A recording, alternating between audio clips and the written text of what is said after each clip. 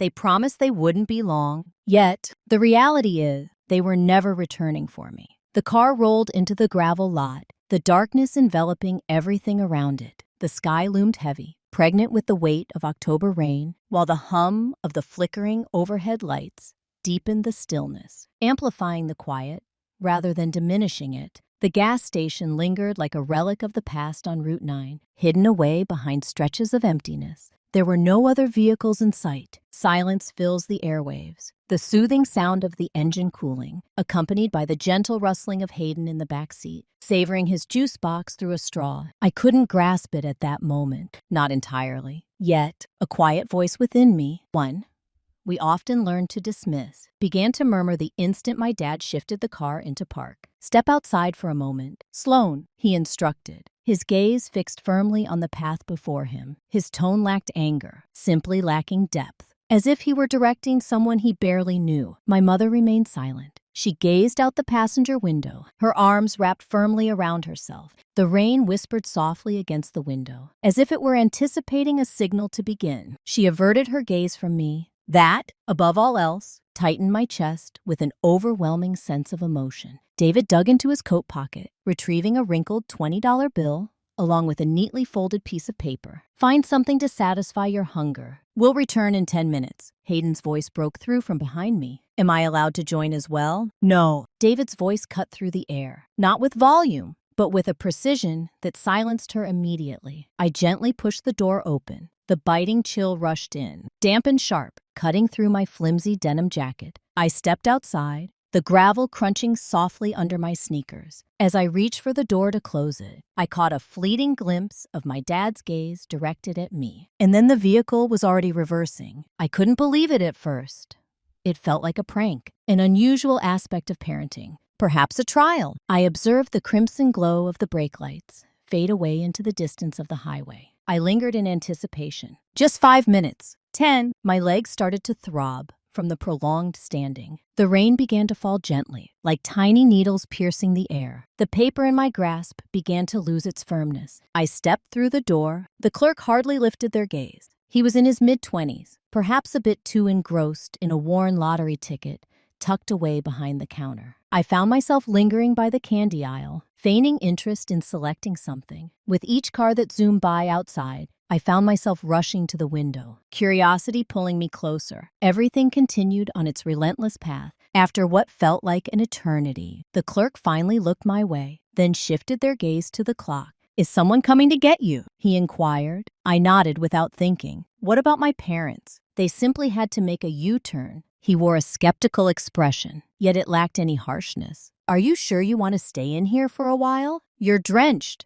I nodded once more. He offered me a towel from the counter, a simple gesture that felt warm and reassuring. I found myself perched on a plastic bench beside the ice cooler, my jacket leaving a trail of droplets on the tile, the hem clinging uncomfortably to my legs. Time slipped away, an hour followed by another. He handed me a steaming cup of water and a packet of instant cocoa. I can't recall expressing my gratitude. My throat felt constricted. I found myself fixated on the door. In the end, he picked up the phone and dialed. I heard him say, "Yeah, she's around 13. I've been here for 3 hours now. It appears that no one is returning." The note remained tucked away in my pocket, a silent reminder of what had transpired. I still hadn't taken the time to open it. The rain intensified, drenching everything in its path. The gas station was filled with the sharp scent of burnt coffee, mingling with the tangy aroma of lemon floor cleaner. My hands trembled uncontrollably. Despite the warmth of the cocoa, I gripped the edge of the bench tightly, my fingertips turning pale from the pressure. As the clock struck midnight, the sound of a police cruiser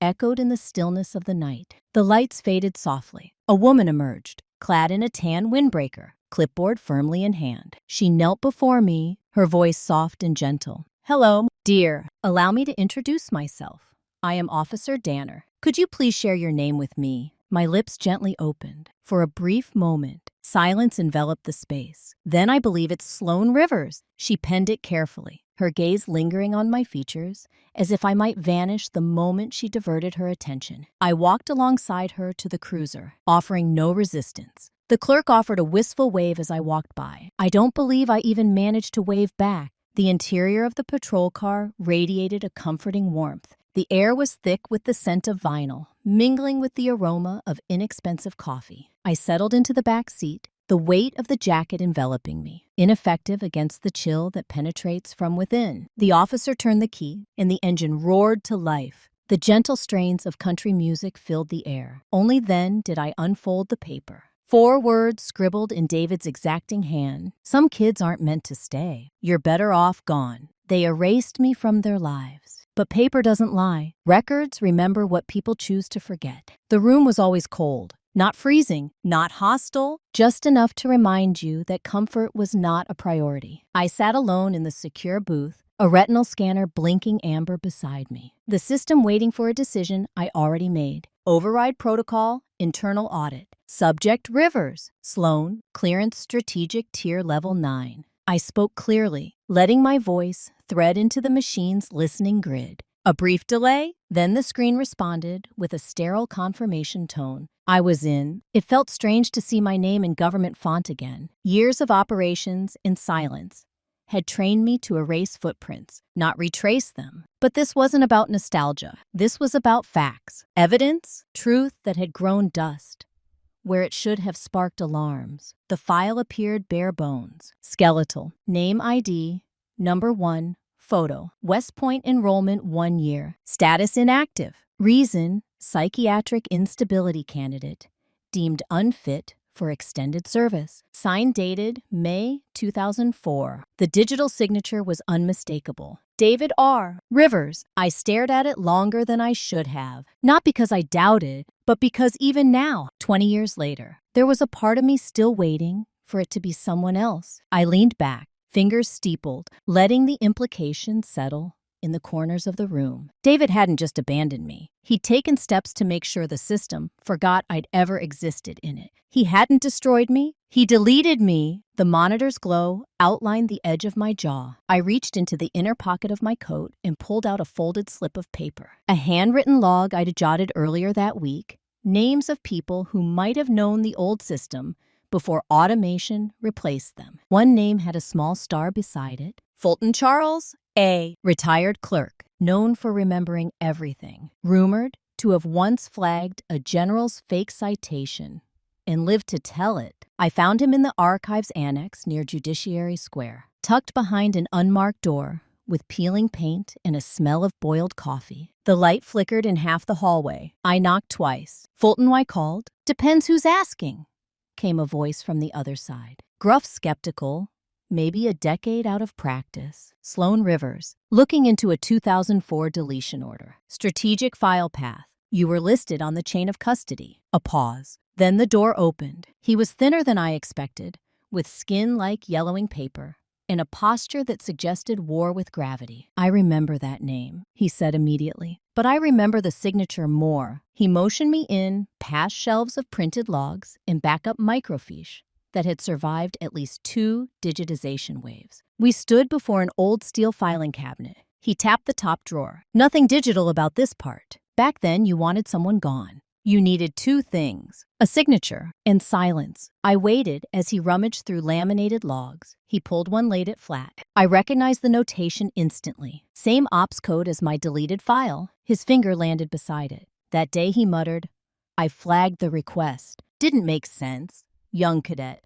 No psych flags prior. And the author overrode chain protocol. David Rivers. I finished for him. Fulton nodded. Didn't realize the name meant anything to you. It did. He was my father. He didn't blink, just muttered. They draft some kids too early. Others, they draft them wrong. I thanked him. He offered me a cup of weak coffee. I declined. Back in my apartment, the glow of my monitors lit the sparse room. Just a table, a stack of case folders, and the hum of strategic doctrine models playing on loop. The air smelled like stale ink and quiet resolve. I sent a back-channel ping to Latin Vega. Me, I need deletion log traces, 2004 proxy IPs, used under admin override keyword Rivers. She responded in seconds. Vega, why me? Because systems obey what people won't admit. It took her less than a day. The results came in encrypted. The IP led to an internal terminal from 2004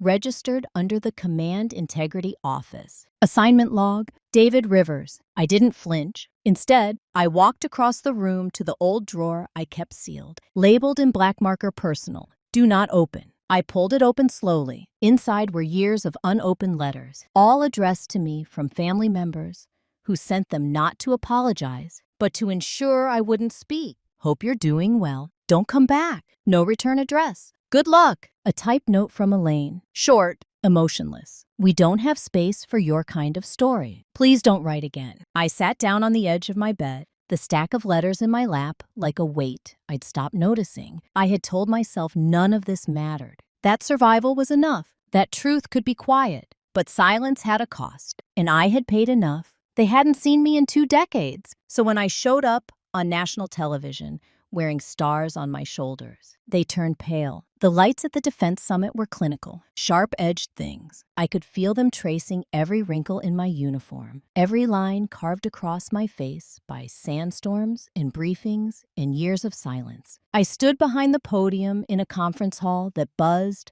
with the low hum of anticipation, flanked by flags and formalities, the air too clean, the audience too polite. I'd rehearsed the speech a dozen times. I didn't need notes. Doctrine had always lived in my marrow, but I also knew I wasn't just speaking to the brass in front of me. Somewhere down in Tennessee, a living room sat lit by a TV screen, and for the first time in 20 years, I was going to haunt it. Good afternoon. I began voice study. Today we explore post-conflict intelligence, how to rebuild trust when systems collapse, and what it means to carry unseen scars from the shadows of war. The camera feed I knew was live, syndicated to military networks carried by the Department of Defense's own media branch. Standard protocol. But nothing about today was standard. I paused briefly. On cue, the camera zoomed in. The image that beamed across America was tight face-framed nameplate, crisp rank stars, glinting just enough. Rivers Sloan, Brigadier General, 3 states south, in a modest house with beige carpet and a clock that ticked too loudly. A television flickered. Elaine Rivers sat perched at the edge of a floral love seat, her spine a perfect line of inherited discipline. David stood with arms folded back, half turned to the screen. Hayden, legs curled under her, blinked slowly as the image on screen settled into focus. The neighbor spoke first. "Isn't that your girl?" she asked, a hand pressed lightly to her chest. "Sloan, right." Elaine didn't answer. Her lips twitched, but no sound came. Her hands remained motionless on her lap. David grunted low, barely audible, and walked out of the room. Hayden's mouth hung slightly open. She looked like someone who just heard a name spoken that was never meant to be said aloud. Back on stage, I continued. "War isn't always declared," I said. "Sometimes it's implied. Sometimes it begins in the quiet spaces between silence and judgment, between expectations and exiles." I didn't raise my voice. Didn't need to. Silence makes its own kind of echo. "We don't always come home with medals," I added, eyes flicking toward the camera. Some of us weren't meant to shine in family portraits. We became our own constellations instead. A soft gasp from the crowd, a ripple on the feed. The camera lingered half a second longer than it should have. In Tennessee, the neighbor's brows lifted. "Well, I always wondered what happened to her." Hayden didn't blink. Her hand gripped the throw pillow in her lap like it might anchor her to a of reality that hadn't just cracked in half. Elaine finally spoke, her voice barely a breath. She wasn't supposed to, but she didn't finish the sentence. The room stayed frozen for a few long seconds after the screen cut to another speaker. No one moved. Then Hayden rose slowly, eyes still locked on the blank TV screen. "We need to talk to her," she murmured, voice tight, with something between awe and fear. "Before this gets worse." When the phone rang and I saw her name, I didn't feel rage. I felt strategy forming. The screen lit up in the dim room. Just her name, Elaine Rivers, glowing cold against the dark. No photo, no affectionate nickname. Just the 2 words that once defined everything and now triggered nothing but instinct. I let it ring twice before answering. I didn't say hello, Sloan. The voice was thin, barely more than a breath. There was a quality to it I hadn't heard in decades. Not warmth. No, never that. But fragility, pretending to be composure, like glass trying to pass for steel. "You called?" I said evenly. "Yes, I thought maybe we could talk." Silence. Then Hayden and your father. "We think it's time to reconnect. It's been so long, and you looked." A pause. "Well, you mean I looked visible?" I replied. There was no protest, only another pause longer this time. In the background, I could hear faint voices, the clink of a cup, the scrape of a chair. Someone whispered something. Then Hayden's voice broke through, louder than intended. It would look better for everyone. So that was it. Not grief, not guilt. Optics. I stood by the window, one hand on the frame, the other resting on the phone's speaker. Outside, the lights of DC blinked like an indifferent galaxy. My reflection hovered faintly in the glass uniform, off sleeves rolled, hair pinned with tactical precision, even in rest. "I'll come," I said after a beat. Elaine exhaled sharply, as if bracing for a refusal, and stunned by the absence of it. But I added, "I don't eat what I can't stomach." The line went quiet again. Then a clip: "Dinners at 7. Sunday." She hung up without waiting for a response. I stood motionless for another minute before turning toward the shadow in the doorway. "You heard all of it," I said. Vega stepped into the light, arms crossed, face unreadable. "Didn't have to." The tone said enough. "Ah." She leaned against the desk. "They're not reaching out. Sloan, they're reeling you in. There's a difference." I nodded, though the words had already formed in my head before she said them. I wasn't being welcomed. I was being staged. A piece repositioned on the board after 20 years of being ignored. Removed, redacted. "Dinner's the setup," I murmured. "The real conversation will be the silence after." Vega tilted her head. "So what's your move?" I didn't answer. Instead, I crossed the room and opened the bottom drawer of the metal cabinet I kept locked with a 3-digit combination I never shared. Inside lay a manila folder, its label faded, but still legible in black marker. "Grant family." Redacted. It wasn't about them, not in name, but it was always about pattern. Inside were documents, copies of old inter-office memos, flagged entries from access logs, printed email headers from 2005 to 2019, each one loosely tied to another family, another soldier, another quiet erasure, a case study in systemic abandonment. I'd started collecting them after the third operator I trained vanished from the promotion roster with no explanation. The same pattern every time.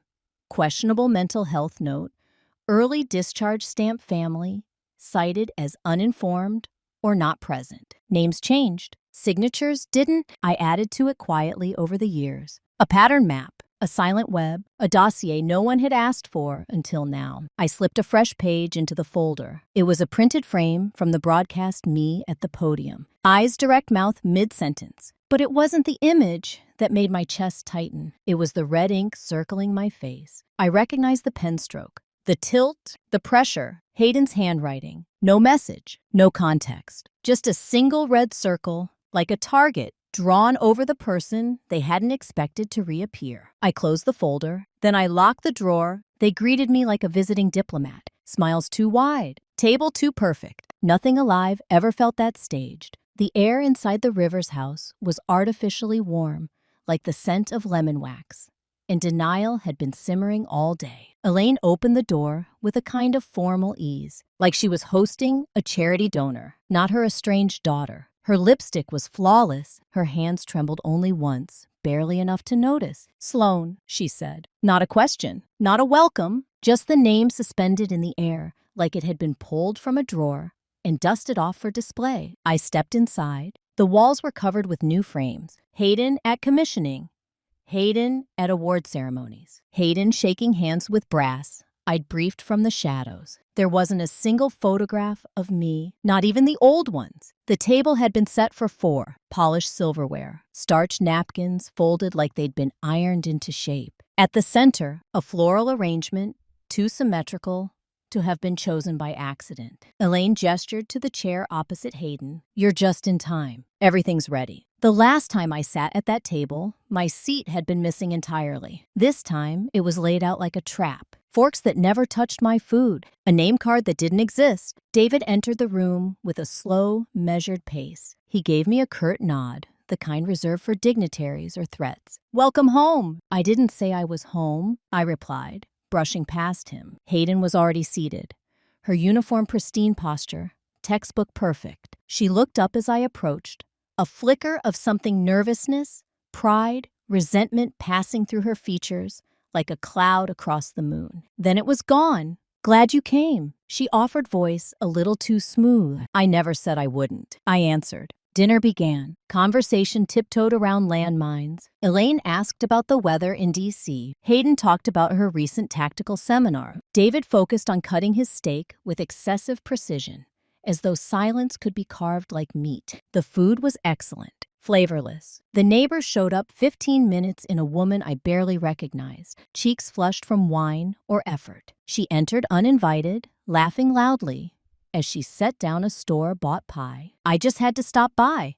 I saw the broadcast. I mean, both of you serving your country. So proud of both daughters in uniform." The room held its breath. Elaine's smile stretched unnaturally. "Yes," she said tightly. "We're very fortunate." David froze mid-chew. Hayden stared down at her plate like the peas might rearrange into an escape route. I looked at the neighbor, then back to the table. "One of us earned her uniform." I said, each word clipped and clear. "The other borrowed it." Elaine's fork hit her plate with a soft, metallic clink. David set down his glass. "That's not fair." "No," I agreed. "It's precise." The neighbor mumbled something about traffic and excused herself. The door clicked shut behind her, like the final note of a funeral hymn. There was a moment, just one, where the silence felt heavier than the table. Then David spoke. "We always hoped you'd come back better." I laughed once, cold, brief. "I didn't come back," I said, eyes locked on his. I rose.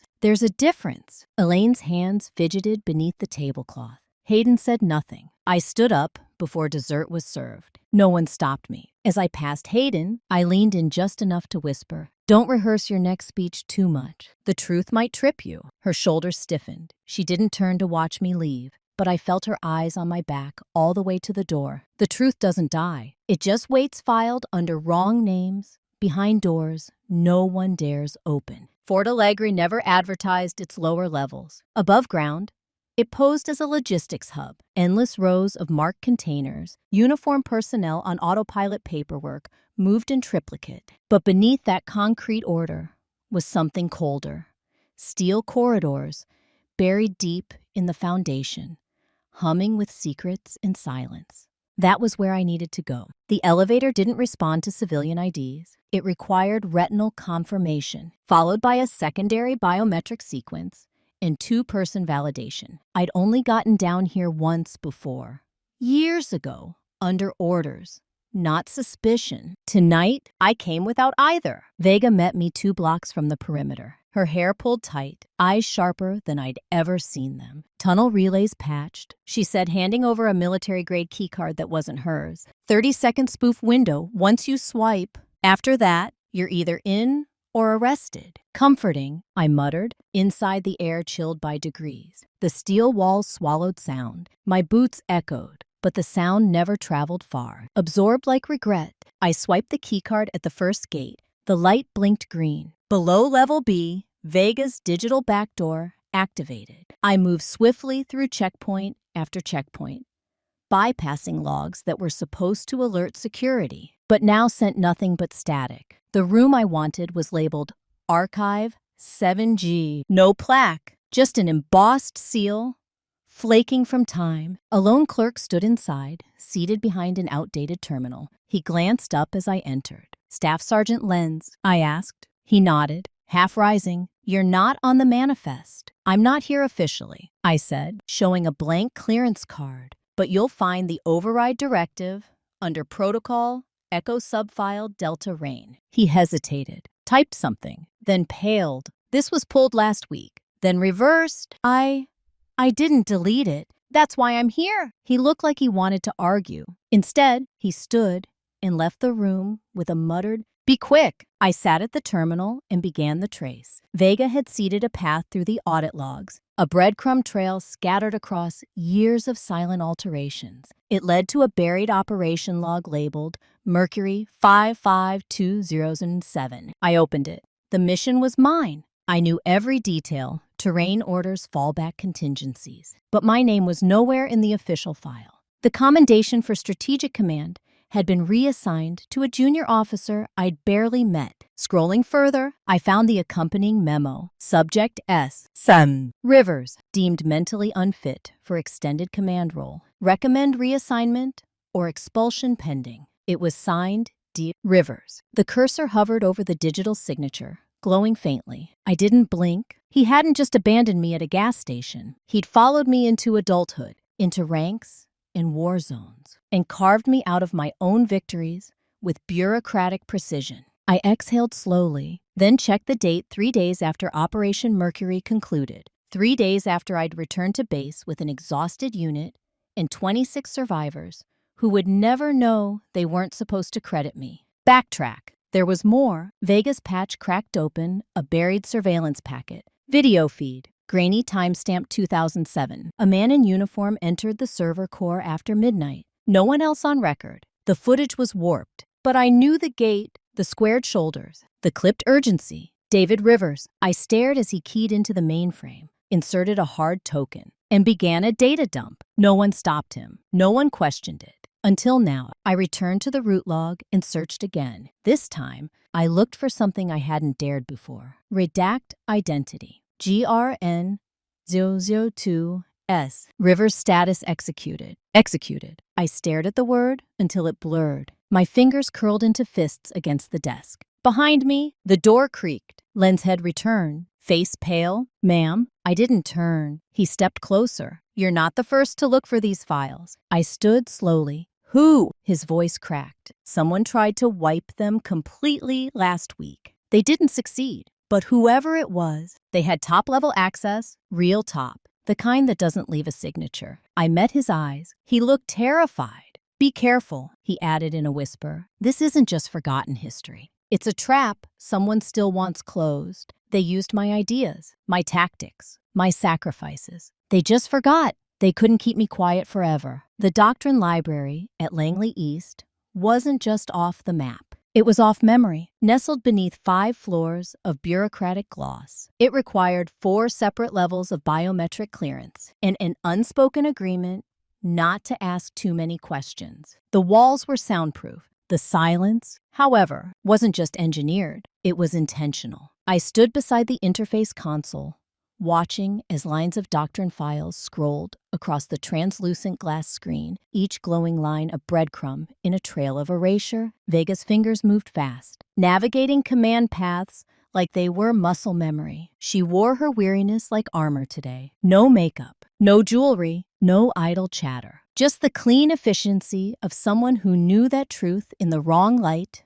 could burn hotter than any warhead. Ready to run stylometric analysis? She asked, not looking up. I nodded. We had fed the AI engine a curated sample of my old field reports debriefings, strategy outlines, even annotated side memos I'd written for black site commanders. Vega cross-referenced them with a list of strategy doctrines published over the last 15 years under the Joint Strategy Task Force. Author, Hayden Rivers. The engine began its analysis. I watched the waveform pulse. Language wasn't just words, it had rhythm. I developed mine from years of precision, clip transitions, embedded redundancies, asymmetric phrasing, like fingerprints only sharper. Seconds passed, then the screen beeped. Match, 94%. Phrase cadence, structure, decision syntax, even the encoded signature lines, those subtle loops of logic I'd used to distinguish protocol from instinct, were nearly identical. Vega whistled under her breath. I knew it felt familiar, she murmured. But this, it's surgical. I scrolled through the first file. Strat Recon, PRC 221 LMD, a joint operations model I'd authored during my second year embedded in Southeast Asia. The model had reduced civilian loss by 17% in its final test phase. It was now credited to Hayden. She'd spoken about it at the DC Symposium in 2020. The next ISR radius, MK4, a layered intelligence matrix for high-risk communication corridors. Again, my design, my field notes, but stamped with Hayden's initials and a task force timestamp. I paused over an archived email exchange, dated 2014. I remembered that week. I had drafted revisions from a desert compound with an IV in my arm post-surgery. The final version was labeled JST approved. I had never been copied on the approval. They didn't just borrow your work, Vega said. They repurposed your voice. Systematically, I said nothing. My hands remained steady, but my jaw ached from clenching. Was this authorized? She asked carefully. No. Did you know I suspected? I said. But suspicions don't hold weight in tribunals. Evidence does. She turned from the screen to face me. We all suspected Sloan. No one dared say it. That line hung in the air like smoke. I tapped into the ethics portal, an internal encrypted node used by officers to log ethical concerns or whistleblower evidence. I didn't type a word, just uploaded a timestamped data packet. No context, no accusation, just the breadcrumb. A digital heartbeat. Silent entries can't be deleted. I explained, even if no one reads them today. The system remembers. Vega leaned back against the table. You're not planning to go public, are you? I looked at her. No, I said, voice calm. I'm planning to go visible. They used my ideas, my tactics, my sacrifices. They just forgot they couldn't keep me quiet forever. The doctrine vault smelled like ozone and forgotten ambition. Deep beneath the strategic analysis wing, it was one of those places only a handful of people knew existed. No windows, no clocks, just silence, concrete, in light that buzzed without flickering. Vega sat at the neural interface station, her posture tense, fingers moving with mechanical efficiency. I ran the fourth batch through stylometric match, she said. 94% overlap with your linguistic fingerprint. I leaned over her shoulder. The screen pulsed a series of documents, classified all of them, most dated between 2008 and 2004. I recognized the titles. Rapid Containment Doctrine for Gray Zone Conflict, Eastern Asymmetry Reversal Model, Counter-Proxy Leadership Structures in Non-Declared Hostilities. These weren't just papers. They were pillars, benchmarks cited in every modern military syllabus, worth its weight in ink. My name wasn't on a single one. You're sure? I asked. Vega didn't look away. They use command phrasing patterns, syntax constructs, even transitional logic you haven't used since Candle Phase. That's not a coincidence. That's theft. She clicked to expand the metadata. The documents were published under Joint Strategy, Task Force Office 3B. Author on file, Lieutenant Colonel Hayden Rivers. The floor didn't shift beneath me, but something inside me did. A quiet click, like a lock disengaging. Why now? I asked aloud. Why recycle me into doctrine instead of burying it all? Vega answered too quickly. Because you were effective and invisible. The system likes when the two align. Her face shifted. I saw something flicker shame. Maybe, or recognition. Oh, we all suspected, she admitted. No one dared say it. I moved to the center console and called up a blank input log in the military ethics system. It wasn't built for declarations. It was built for data anomalies, flags, oddities that might someday justify an investigation. I didn't write an accusation, just a silent log, a timestamp, coordinates to a vault, file ID numbers, and a simple phrase in the comment line. Original authorship contested. Recommend internal review. I hit send. There was no ping of acknowledgement, no notification, just the soft hum of the database swallowing my input like a drop of ink in deep water. Vega turned toward me. You're not planning to go public, are you? I met her gaze. My voice was quiet, calm. No, I'm planning to go visible. The system was built to protect itself, even from the truth. But I designed part of that system, and I remember the cracks. The hallway outside the Oversight Command's secure node was carpeted in silence. Not the soft kind, the institutional kind, where even the air held its breath. It was the morning after Thanksgiving, and the building was half-staffed, running lean, assuming no one would test the system, while leftovers were still warm. They underestimated me. Again, I swiped into the Tier 4 console chamber under the name I'd been assigned in 2011, Consultant S. Langley. Nobody had questioned its renewal because no one thought I was still watching. The room was small, metallic, soundproofed. Only one screen, no clock, just the hum of containment. Vega waited inside, already logged in from a side terminal, her hair damp from the drizzle outside her eyes, sharp with anticipation. You're sure about this? She asked, though her fingers never left the keyboard.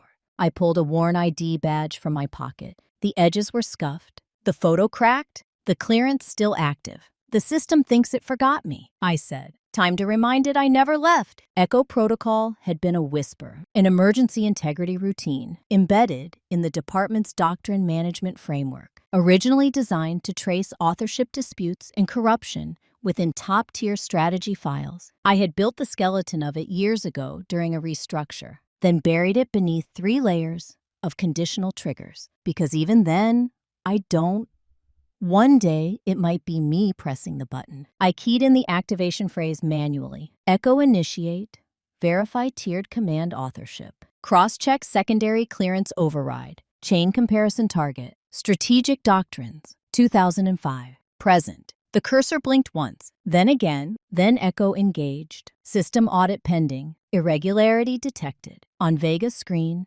flags began to bloom like heat across a thermal map. Redacted authorship pings, identity chain mismatches, operation credits dated under Hayden Rivers, yet drawing stylistic and metadata threads that pulled toward me. S.R. Langley. Again and again, one more layer peeled back, and another name began to echo across the log.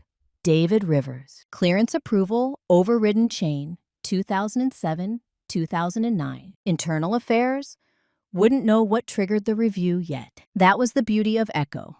It didn't accuse. It illuminated. They'll trace this back, Vega said under her breath. I hope they do, I replied. Across the room, the oversight monitor lit up with a new internal alert. Subject S.A. Rivers. Strategic author. Classified override. Expired. The subject line alone was a crack in the dam. I let the silence stretch before speaking. The lock's broken. Vega turned to me, a slow, knowing smile forming. Let the light in. Outside the vault, systems were already moving. Automated cross-references, flooding into oversight queues, doctrine review panels, receiving encrypted pings. What had once been erased was now blinking on every secure console flagged for audit. We stepped out into the hallway together, unhurried. The building no longer felt silent. It felt unsettled. By the time I returned to my apartment, the rain had thickened into a sheet against the windows. I hung my coat, powered up the briefing console, and leaned back into the chair I hadn't used since last year. The phone buzzed once. Hayden's name, no pleasantries. Her voice sliced through the line like glass under tension. Did you just burn the house down? I stared at the ceiling a moment before answering. No, I said calmly. Just open the windows. When wolves realize the fire isn't going out, they stop growling. They start folding. The barracks lounge was empty. Lights dimmed to a low hum. Vending machines blinking in lonely rhythm. It was the kind of space meant for waiting out storms, weather or otherwise. I arrived 5 minutes early. She was already there. Hayden sat curled into the far end of the long couch, her uniform traded for a slate gray hoodie and jeans that looked uncomfortably new. Civilian clothes had never fit her well, like someone pretending to be ordinary. Her hair was pulled back, but not neatly. Her eyes, when they met mine, carried a weariness I didn't recognize. She didn't stand when I entered, didn't posture, just nodded slightly, like she wasn't sure whether I was there to finish her off or forgive her. I sat across from her, elbows on my knees. Neither of us spoke for a minute. Finally, she broke the silence. They called it a procedural review, but I know what it is. I said nothing. My clearance is under audit. Promotion cycle is frozen. There's a reprimand formal. It'll follow me. Good, I said, not out of cruelty, just truth. Hayden flinched but didn't argue. Her fingers curled tighter around the cup in her hands. I wondered if it was even warm anymore, or if she was just holding on to something that still had shape. They want me to resign quietly, she added. No press, no profile, just fade. Sounds familiar, I said. She winced. I didn't come here to beg. She looked up, then eyes wide raw. How did you do it? How did you survive with no one? No name, no proof. I studied her for a moment. The posture, the tightness in her jaw. She wasn't pretending anymore. Not even a little. You think I survived? I asked. I bled through years in silence. I watched my work lifted, my name erased, and my family toast promotions with my ideas. That wasn't surviving. That was enduring. Hayden looked down again. I don't know if I can do that. I didn't let the silence last this time. Then don't. She blinked. What withdraw? Volunteer overseas. Not in the spotlight. Not in strategy. Go where no one knows your name and learn how to earn something without legacy. Without me, her lips parted. Would that be enough? I leaned back, exhaled. Not for me, but maybe for you. Hayden nodded slowly, as if translating each word into something usable. From the side pocket of her bag, she pulled out a small data pad, logged into her credentials, and tapped through the resignation portal. The room was silent, except for the hum of the overhead light and the soft click of her stylus. She filled out the form, slowly reviewed every word. When she reached the signature line, her hand hovered. No tears, no speeches, just trembling fingers and a flick of her thumb. Submit. We sat in that stillness for another minute, maybe more. Then she stood, gave me a tired nod, and walked out without another word. I didn't follow back at my apartment. The air was crisp with rain outside.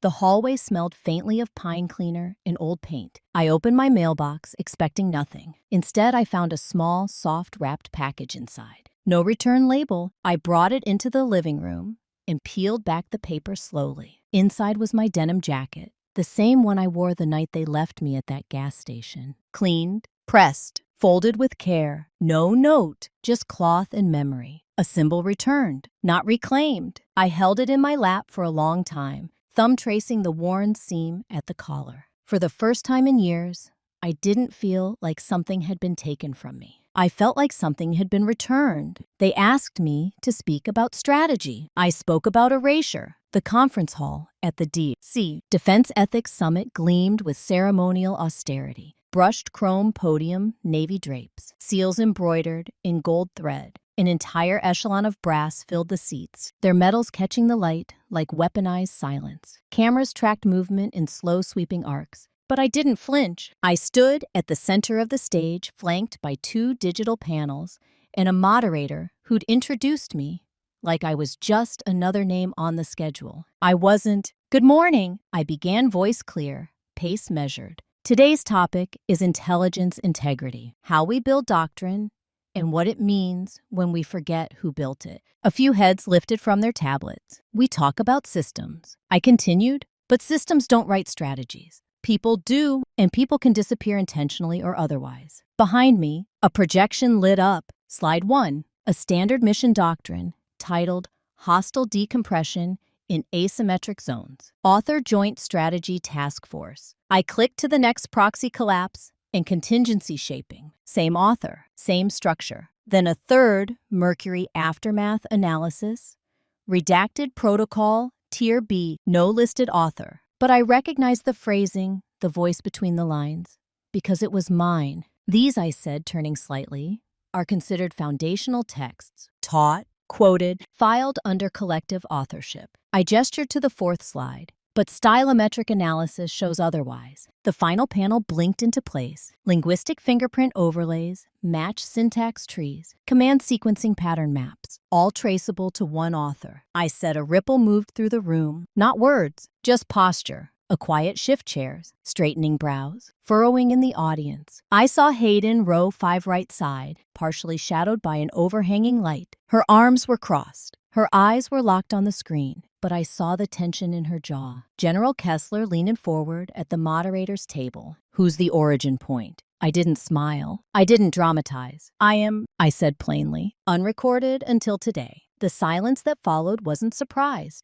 It was weighty, like confirmation had just dropped through the ceiling. I advanced to the closing slide, my name in grayscale text, overlaid on a faded mission insignia. I didn't come for applause, I said, and I don't expect any. I looked out over the audience, not for validation, but for witness. I came to ensure no one else vanishes between the lines. I stepped back. No one clapped. No one moved. In the control booth, Vega met my gaze through the glass and gave a single steady nod. Her hands hovered over the submission queue of the internal ethics board system. One click away, moments later, my console vibrated gently. Submission received. Uvithi. Paper. 0997. Anonymous upload.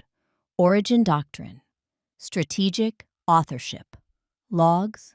Clearance trail. I didn't need to ask. It's begun, Vega whispered through the comms. And somewhere in that audience, the truth started shifting from shadow to spotlight. They said names didn't matter, but the moment mine appeared on the doctrine, I knew they'd never steal it again. The conference room wasn't large, but the presence in it could have filled a stadium, walls lined with soundproof panels, a single oval table, glass-topped, surrounded by the quiet gravity of polished shoes and measured voices. It smelled faintly of coffee dust and protocol. Vega sat beside me, shoulders straight, expression unreadable. Across from us, two ethics board officials in dark suits, one NATO representative in civilian business wear, and General Kessler chairing silent still. The folders before them were stamped with international insignia and internal resolution tags. But it was the one in the center that mattered. Rivers Construct. I didn't speak. Not yet. Neither did they. Item 5. The NATO rep began adjusting his reading glasses. Strategic Resolution 30A. The renaming motion, submitted 3 days ago, has cleared preliminary clearance and review by the Joint Strategic Doctrine Council. One of the ethics board members interjected his voice low but firm. There are concerns. Kessler didn't shift. Political ones. Yes, a pause. The implications of renaming doctrine, already in training circulation, could set precedent. The room was still. Vega leaned in slightly, not toward them, toward me. A subtle anchor. Then the NATO rep spoke again. This isn't a precedent. It's a correction. Kessler finally moved, tapping a single finger once against the folder's edge. It's also overdue. And if we're afraid of truth simply because it's inconvenient, then we've lost the plot. A silence. Then, all in favor of formal attribution to Colonel Sloan Rivers under the title Rivers Construct. Hands rose, one by one, all of them. No dissent, no hesitation. Unanimous. The motion passed like the quiet swing of a blade. Not loud, not violent, just irrevocable. They turned to me then, not to congratulate, not even to apologize, just to acknowledge. Kessler pushed the stamped folder toward me. We don't name things lightly or late, but today we do both. The ink was still fresh. It smelled like history. I took the folder finger steady and nodded once. That was enough. The session adjourned. No speeches, no champagne, just shifting chairs and clipped conversations as the room emptied. Vega walked with me toward the backstage corridor. As we turned the corner, I stopped short. Hayden was waiting there. She wasn't in uniform. Her blazer hung too loosely, and her hair was slightly windblown, like she hadn't meant to come inside, but did anyway. In her hands was a folder, not the stamped one, not official, a manila one. I recognized immediately by the ink bleeding through its edges. She stepped forward, wordless, and held it out. I opened it. Inside was the original strategy draft, the one from years ago, my handwriting all over the margins, notes, arrows. One phrase underlined 3 times. Never assume terrain stays still. Hayden didn't speak. Her eyes were wet, but didn't spill. Her mouth pressed in a line that might have once held pride or shame. Maybe both. I took the file and nodded just once. She nodded back. Then she turned and walked away. No apology, no justification, only return. That was enough. Some defeats don't echo. They collapse inward like a star that burned too long on stolen light. The chamber was designed to be neutral, its walls paneled in sober oak, a single flag suspended above the tribunal desk, its fabric motionless, despite the quiet churn beneath it. The room was neither forgiving nor cruel, just indifferent. Hayden sat centered posture erect, but not rigid hands, folded in front of her on the table. She wore full uniform, not to make a statement, just to finish what she'd started in the skin she'd borrowed. Across from her, 3 members of the Military Review Board arranged their papers with clinical finality. And beside the last row of seats, out of direct sight, but unmistakably present, I stood. I didn't speak. I wasn't called to. This wasn't my trial. It never had been. One of the board members nodded to Hayden. You may proceed with your statement. Lieutenant Colonel, she didn't clear her throat. Didn't fumble. She just began. I benefited from a silence I didn't earn. That was her first sentence. No preamble. No blame. I was credited with doctrines I didn't write. She continued, awarded positions I didn't fully deserve. And while I didn't falsify records, I didn't correct them either. I let the wrong version of events stand because it elevated me. There was no tremor in her voice, just precision. For that, I accept the consequences. I only ask that moving forward,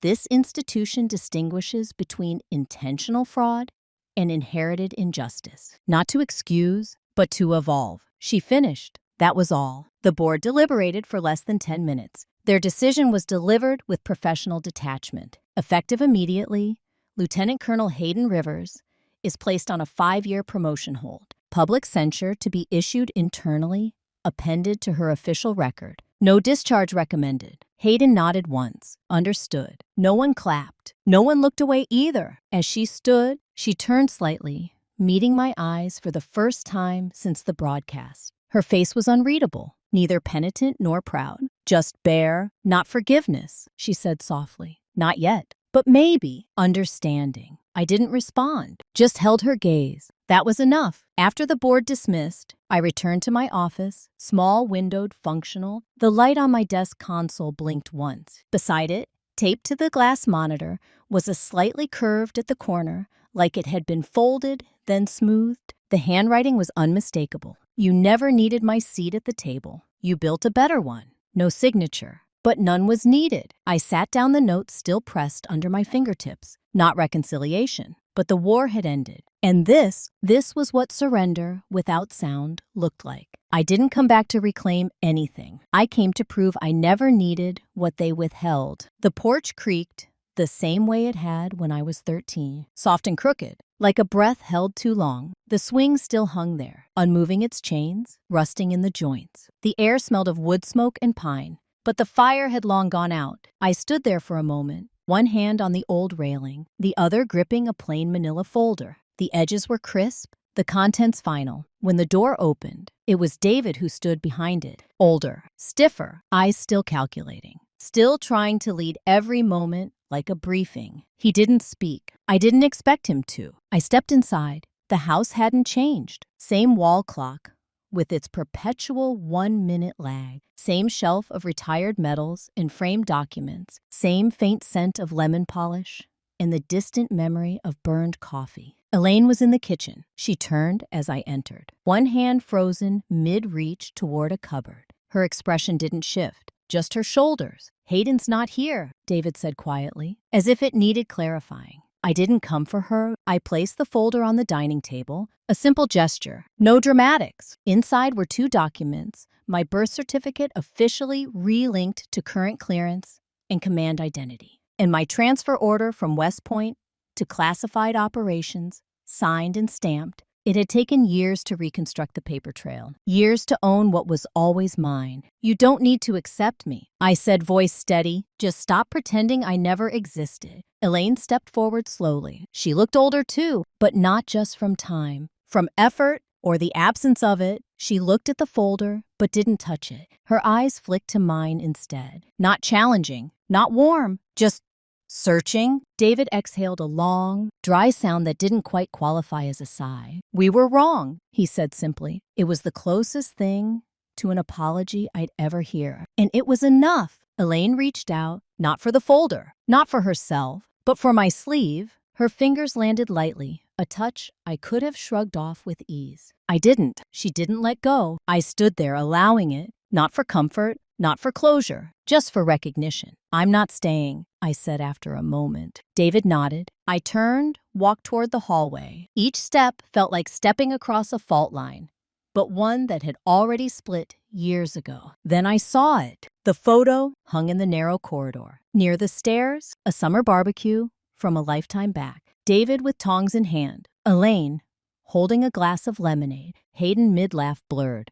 And next to her, me, not cropped, not faded, frames, like I'd always been there. They hadn't changed the house, but they'd changed that. I didn't pause long, just enough to register it. Let it land. Outside, the sunlight felt different than it had in October. Not warmer, just brighter. I didn't need fire to prove I'd returned. The light was enough. On my birthday, a cake arrived adorned with 3 words in blue icing. Simple, yet profound. Sibling, planner. The training center at Fort Allegra buzzed with an intensity that only the stillness could enhance. Cadets entered in their crisp, new uniforms, polished footwear, notebooks untouched. Their eyes held that charged blend of trepidation and aspiration, the sort I had once donned as a shield. I found myself at the front of the classroom, chalk dust lingering on my fingertips. Behind me, the screen illuminated today's lesson, asymmetric response tactics. in gray zones. However, I never started with slides. Some struggles I shared with them leave no trace. Only wounds. A hand was raised. Cadet Murphy, just shy of 20, still on the journey to define his jawline. "Ma'am," he inquired, "what is the most challenging aspect of war?" I allowed the quiet to linger before I responded. "Are you managing to get by?" I asked. Without turning to stone, he nodded thoughtfully, as if weighing the significance of the moment. The pencil hovered in the air, as if uncertain about how to capture the words on the page. Yet, I witnessed its descent. The remainder of the hour unfolded with pointed inquiries, strategic illustrations, and an analysis drawn from the Balkans. As I waved them off, a handful remained behind. They consistently did. A young woman named Cadet Park walked over, her notebook brimming with highlights. "Do you believe that the impact we leave behind holds significance?" she inquired softly. "What if it takes time for anyone to notice?" A smile spread across my face. Legacy transcends the mere remembrance of one's name. It's about those who take your creations as their own and seem to enhance them effortlessly. That appeared to bring her a sense of contentment. She nodded and strode away, her boots resonating through the corridor. Returning to deep sea, the silence of my apartment enveloped me. The sunlight streamed through the window, casting sharp, defined lines across the floor. A soft vibration from my phone signaled the arrival of a lone message. "Is Hayden still tuned in?" I chose not to respond. There are moments when silence speaks louder than words. A small box sat on my kitchen counter, unmarked, with only a handwritten note that said, "Open today." Within lay a cake, simple and straightforward, simple and unpretentious. Ivory icing, azure detailing, a touch askew, 3 words in gentle, flowing script. Sibling, visionary. No signature was present. However, it wasn't necessary for me. I found myself at the kitchen table, the very one I had crafted with my own hands when I first settled in. Light poured over the wood, a silent blessing that seemed to linger in the air. I made a cut through the surface. She savored the moment. At 13, I found myself eating by a gas station window, my hands shaking, drenched and quiet. At 33, I dined alongside Legacy, and it was surprisingly pleasant. As the sun gracefully sank beneath the horizon, I carefully set a new photo on the shelf. My students and I, clad in our uniforms, wear mismatched smiles and stand with uneven shoulders, squared. I found myself in the midst, neither elevated nor concealed, simply present, balanced, understood. And at last, home sweet home, the battle Sloan sought concluded not in retribution, but in acknowledgement. Those who once sought to silence her now bear the heavy burden of a truth that can no longer remain concealed. Justice came quietly. Without fanfare or drama, it came softly, woven through proof, through determination, through wounds that shimmered like constellations. When faced with injustice, steadfast bravery can resonate for a lifetime, shaping destinies and leaving a lasting impact. No facade can endure indefinitely when faced with the relentless force of honesty. If this story touched your heart, please like, share, and subscribe, and feel free to share your thoughts in the comments below. Type 1 if you felt understood, or if you believe the narrative could have explored deeper themes.